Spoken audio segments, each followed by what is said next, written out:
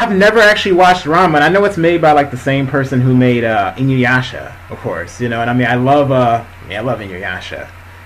Which, by the way, this is also random, but I love that Fukai Mori cover, like straight up, Oh, like yeah. Did I do that? Yeah, I did. Okay. yeah, yeah.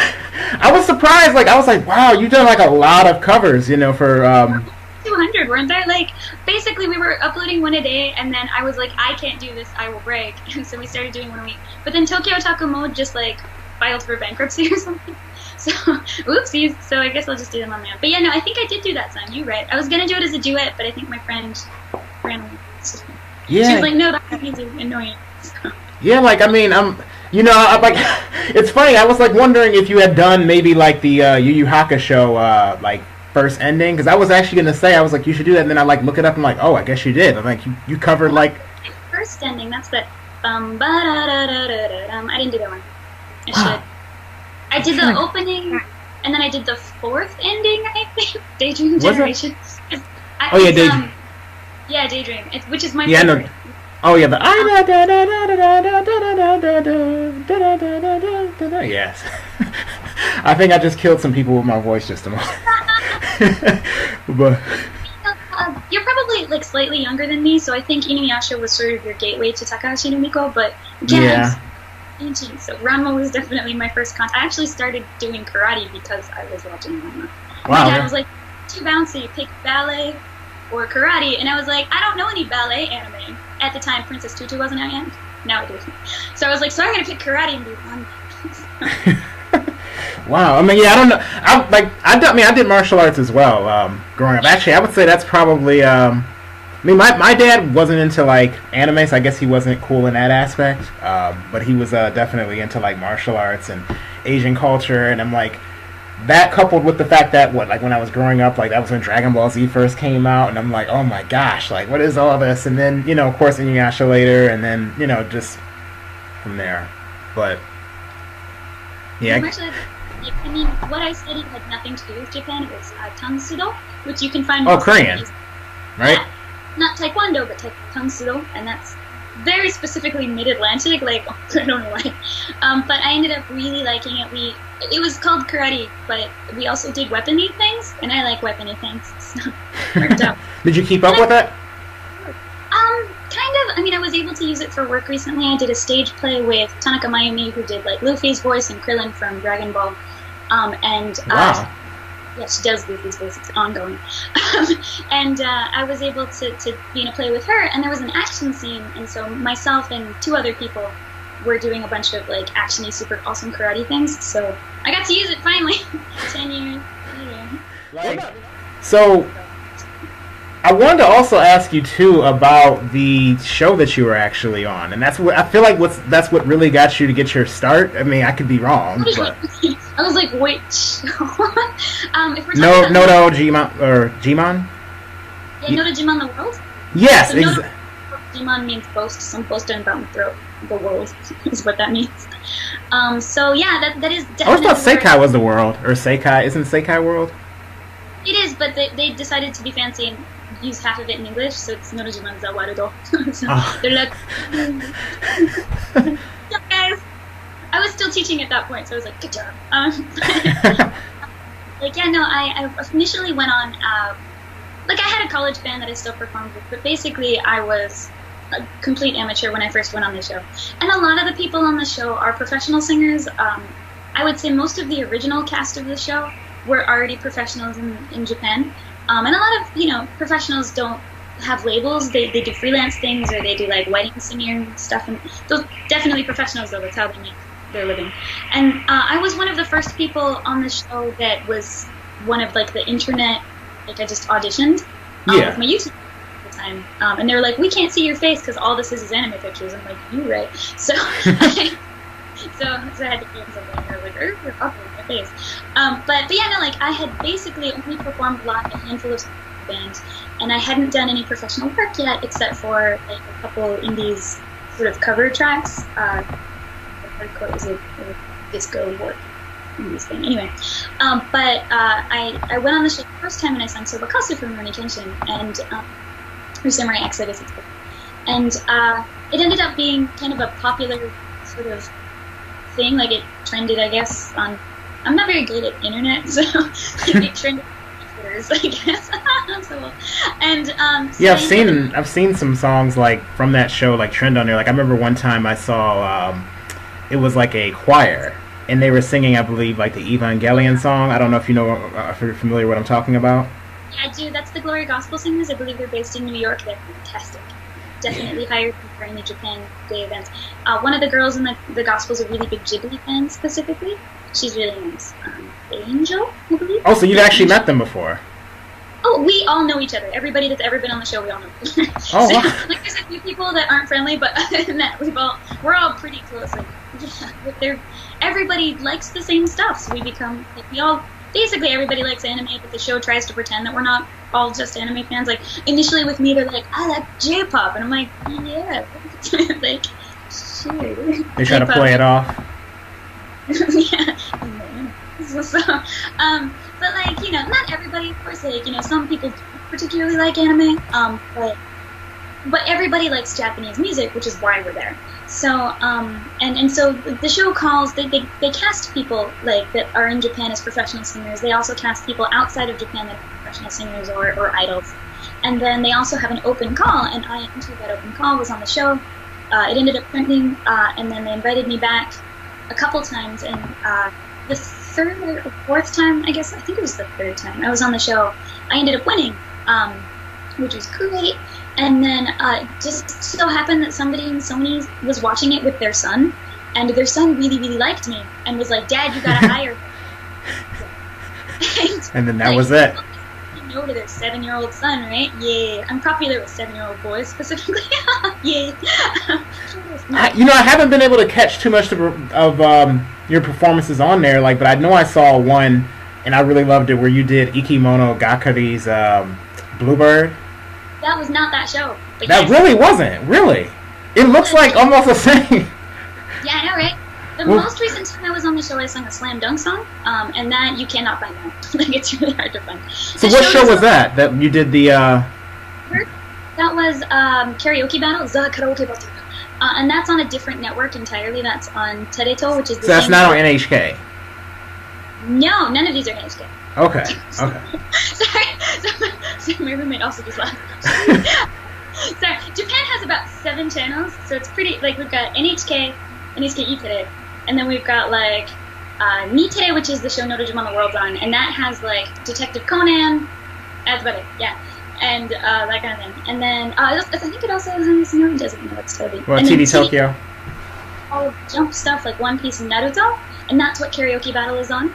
And then I've also commonly on Fuji Television, they have a lot of monomane. They don't have a lot of anime, except for they've got Noitama, which is a Monday night anime slot, and they've got kind of really artsy anime. Feels that, and it's my dream one day to sing for them. But yeah, Television Tokyo has always been really solid to me. That and NHK, of course. My regular shows have all been NHK. Oh, okay, yeah. I'm sorry. Yeah, I'm like confused with like which show it was. I mean, because I swear that it looked like with So then maybe it wasn't the one that the choir. What was the name of the choir again? Glory Gospel was on Norajima. That's Norajima. Okay. Well, yeah. But I'm trying to think if that they were the ones that sung on, like, or when I heard them sing like the Evangelion song, if that was actually on the show then. That was Norajima for sure. Like Norajima, okay. The difference between the two is Norajima, it's supposed to be like just as well as you can sing. Okay. So you can have a lot of arrangements. They often have groups. I'm one of the few people they've never put in a group, and I want to sing with my friends. It reminds me of the Apollo for some reason. Huh? I said from what I read about like how it works, it kind of reminds me slightly like of a nicer version of the Apollo, a little bit. Pretty much, yeah. It's basically the same. Like the Japanese version of the Apollo. The karaoke battle is a different show. Basically, the karaoke machine judges your score. So you have to sing to the machine, not sing the best you can sing. It's two different things. And that is, it's kind of like a game. So I've only been on the show once, but it's fun because it's like a game. I try and get a high score without sacrificing like the quality of my singing. Because singing to the karaoke machine, honestly, you have to sacrifice the quality of your singing. You can't do techniques, you can't do vibrato, you can't arrange it. You have to sing it exactly how it's written. That's fun in like a challenging game kind of way, but it's also frustrating in a singer kind of way because I can't fully express myself. So yeah, you can't put your own spin on it. I can do whatever I want, except that they usually pick the songs for me. But other than that, I can do whatever I want. They give me a song and I'm like, yes, I can sing that. Although sometimes I say no, and sometimes I'm like, I don't want to sing. But like this last time I was on the show, I sung Amuro Namie's Hero, which is a fairly recent song, and then Oguro Maki's Anata Daki Mitsumeteru, which was from Slam Dunk. I picked Oguro Maki, and they picked Hero. And I was fine with Hero, but it's not my genre. Like, she's very much soul and R&B, and that's not my best genre. But I am very good at anime songs, so I was like, okay, as long as I get to sing the anime song second, we're good. So, like, we compromise on. Like, if I only sing what I want to sing, I think I would end up alienating a lot of the audience because a lot of them don't know anime songs, and that's fine. But that is, but they always have me sing alone, I think, because I've got sort of that. As somebody that's debuted inside Japan and has had recent releases in Japan, I think they sort of set me up as like the final, like, last boss, which is great. I like that. That's good. Final boss. Finish him. I don't know. I always think of that when, like, Mortal Kombat. But, yeah. But, so I also wanted to know, too, like, when you did actually, like, when Sony actually decided to pick you up and they signed you. They contacted the show to get a hold of me since I was teaching at the time. So, and they SMA, Sony Music Artists, represented me, and then they looked inside Sony to find a label that would sort of distribute me, and so I was with SMA for agency, and then my label was SMA. You actually moved to a couple different labels, actually. I've only been through one label so far, but we're actually, like, honestly, Japan isn't doing well music industry-wise. Like, don't want to be dark here, but music is not selling because people have figured out YouTube. Oh no! So basically, what happened was Japan never had that digital bridge. They never had, like, iTunes or, like, they had things available, but everything was always physical CD driven. 70% of the Japanese music market is still physical sales, which is not sustainable in this market. Yeah, I noticed that, like, when I was in Tokyo, like, seeing, like, stores that had, like, CDs. I mean, part of me, I don't know, likes the fact it's a little, like, nostalgic to be able to, like, walk into a CD store. You're like, I mean, I like physical stuff a little bit, but I mean, it doesn't. I know a lot of people it doesn't work with today. It doesn't work because the thing is if somebody's like, oh, what was that song? What they're going to do is they're going to YouTube it, and then they're going to listen to half of it, and then they're going to be like, I'm good now. So now it's not even streaming services because they're not doing all that well in Japan either. It's not streaming service. It's the fact that everybody has a tiny computer in their pocket. They're all like, oh, I'm just going to look up whatever song I want to listen to. And so labels are struggling quite a bit with, like, how do we make our content accessible without losing money? So, like, for instance, the entire PV for Spinning World is available in Japan on YouTube, but not outside of Japan. But that's actually not a very good way of doing things, because outside of Japan, it's hard to get my CDs anyway. So, like, yeah, like, I mean, being a big fan. Yeah, it actually is really frustrating because the illegal upload of Spinning World before it got taken down had 7.5 million hits, and I was like, look, labels, and they were like, but they're not sales, and I'm like, that's not my fault. So, anyway, it sold okay, but because the streaming, basically 2012 was the beginning of the crash, and 2015 basically everyone has a smartphone, and my songs came out in 2015, and there was like a big drop in physical sales. Even people like Utada Hikaru used to sell 6 million units, and now she's like selling about 600,000, and that's only a fraction of what she used to sell, and she's still the same place on the charts. It's still number one on the charts, but basically we've lost, like, over 2/3 of the industry, and so artists that normally would have been breaking even are now losing money just by putting out music through a label. But if you do things indies, you don't lose money for anybody, which is great. So basically, this is a business. It's not just about, like, yay, singing songs. I wish it was. That would be so much better. But it is a business, and the labels have to think about, like, how much money they put into promotion or production versus how much they're going to get out. And I'm a long-selling artist. What I do is I basically have stable sales for a very long time. But I'm not like an artist that has an immediate hit. So, and that's, honestly, there aren't any new artists because with the current market, you can't break out. There is no sort of period of moving up. And so I did a cover album that did well. And then after the cover album, I did an original, and that did fine, but not amazingly well. And then my second original was for a kids show no one ever heard about, so it didn't do particularly well. And so the label sort of looked at that and they're like, I think you would be more suited for doing more TV content and then music when it's available. And I'm like, that makes sense. Actually, you can go to Japan for a year and do whatever. So that's nice because you don't have to worry about visa restrictions. One thing that Americans have to worry about quite a bit is we can only work within our visa. So when I was teaching, I wasn't allowed to make money off of music. I had to make a very clean break from teaching to music visa. But if you don't already have a career in music, you can't get the music visa. Wait, so it has to be very specific when you make it, when you actually get like a long-term visa? Like you can't you can't just say like, hey, I'm working, you know? Like it's just like you have to work in a particular field, and your visa is specific to your field. And there's even two different kinds of teaching visas. There's the specialty in humanities, in which you can do like eikaiwa, and then there's the sort of teaching in public schools visa. So like I had sort of like a permit to do both, but neither of them are education, although with the specialty in humanities you can do English entertainment as education. So stuff like kisawego, which is something I still do now, or like benesse, like educational materials, that kind of thing, in English, that's fine. But I was working primarily in Japanese. I did do some English education stuff, like kisawego and stuff like that at the beginning of my career as well. Just sort of slid on that for a little while, because if you don't already have like an entertainment career intact, you can't get the entertainment visa. But then how do you get the entertainment visa? Because you're not allowed to do entertainment on not that visa. So it's really, honestly, it's set up so that you can't get it. They don't want to give it to you. Basically, it was originally set up to bring American and other artists to Japan for short periods of time for tours and stuff like that. It's not made for people that live here long term to do entertainment. And there aren't too many people with the visa. I think it would number no larger than about 300 people in all of Japan have this visa, and I would guesstimate less. Like, it's hard to estimate, but basically, I don't know anyone else on this visa, so I can't ask for advice. So it's very difficult. It's like the rare. Foreign is in the entertainment industry, but everybody's married. Everyone. So you don't have to care. So nobody's on my visa. As far as I know, like, I would guesstimate. I would guesstimate probably 100-ish people are on this visa, but no more than 300. Wow, I mean, you're really, I would say blessed, to be able to actually get something like that. Wow, I mean, good job. I mean, I like punishment. There you go.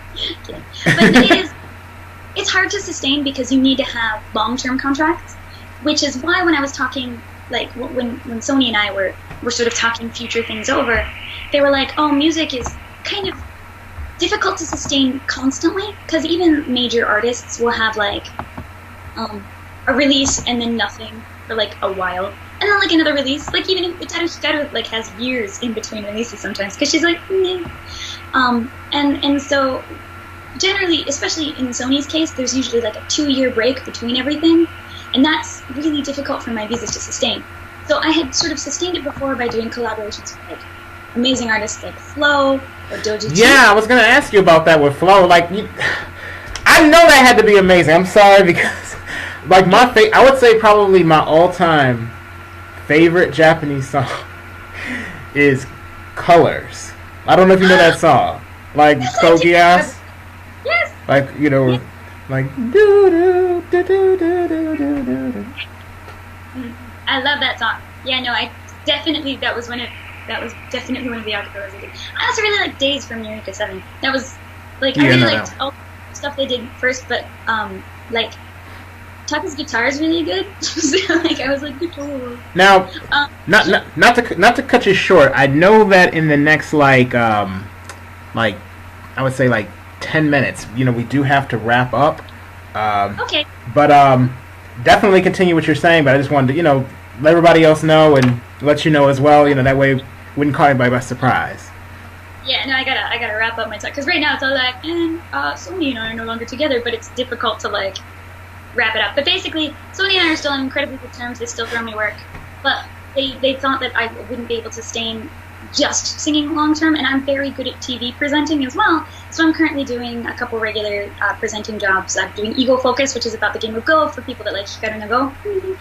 And then I also do Kisuego, and that's basically that runs every day on the radio. And then I'm also, it's about to be announced, but I can probably already talk about it on Fuji. I'll be doing another radio show that I'm hosting with another singer, and it'll be talking about Japanese culture and music, I guess. I don't know. We're both singers. The history behind the music, Japanese version. We're talking about shrines, specifically. I don't know why. We're talking about shrines, and then also music. I don't know. It nothing to do with the history of music. Nothing. Just the history of shrines. No. He really likes shrines, so... And I like everything, so I'm fine. But we're doing that, and with that, I will be singing the ending song to that show, so I got new songs coming out, and I'm writing them myself this time. So we'll see how that goes. I did just say that like my own songs are like awkwardly straightforward, so we'll see how that is. And I've also got, can't talk about it in too much depth, but I've got a song for a game coming out right around Anime Expo, and it won't be available for purchase, but you can listen to it in the game, so it'll be... So will you be at Anime Expo? Yep. Oh wow, okay. I'll probably tell you the name of the game, except that like it was it's something about dragons. Well, I don't want you to like get in trouble or anything like that. So it's fine. The song's coming out in like 2 weeks. Okay. We're well in our way. But Anime Expo, look for things about dragons, and it will be there.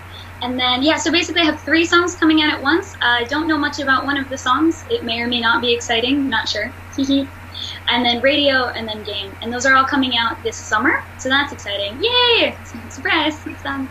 And then the radio show and that kind of thing. So basically, my career is stable because I'm doing these long-term things. And because I've got that long-term thing to sort of bolster my visa, I'm able to do music when music opportunities arise, and we'll be distributing through various sources. Maybe Sony in the future, but also we'll be distributing indies. Some of them won't be available for purchase, they'll just be in-game, that kind of thing. And hopefully we'll be doing a lot more of those. So I'm hoping for more anime.